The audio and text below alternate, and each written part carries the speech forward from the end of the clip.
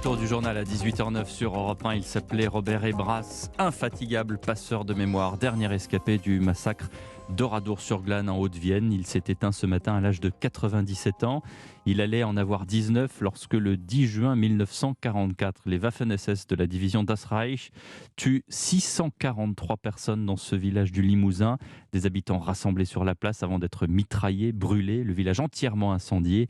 Seuls 6 habitants échappent au massacre, dont Robert Ebras, caché sous les cadavres. Un récit qu'il n'a cessé de raconter pour sauvegarder la mémoire de ce village martyr. En mars 2021, à 94 ans, il était l'invité de Christophe Ondelat sur Europe 1 pour la sortie de son livre « Avant que ma voix ne s'éteigne ». Témoignage.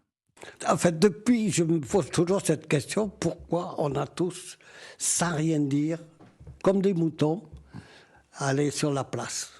C'est-à-dire que vous ne réalisez que le programme c'est la mort qu'au moment où Quand ça tire.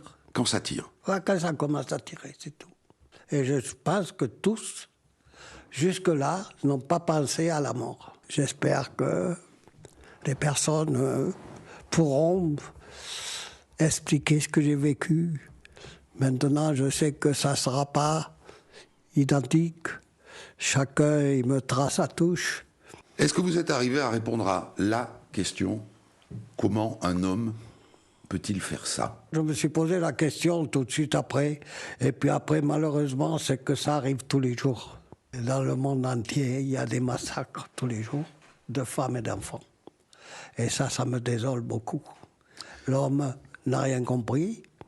Et je crois que quand il y aura l'homme, restera l'homme, ça sera toujours pareil. Voilà, dernier témoignage vivant de cette tragédie d'Oradour-sur-Glane. Robert Ebras chez Christophe Ondelat sur Europe 1. Au cours des dernières années, il avait transmis son travail de mémoire à sa petite fille Agathe Ebras, à qui il a coécrit un livre sur l'histoire de ce massacre.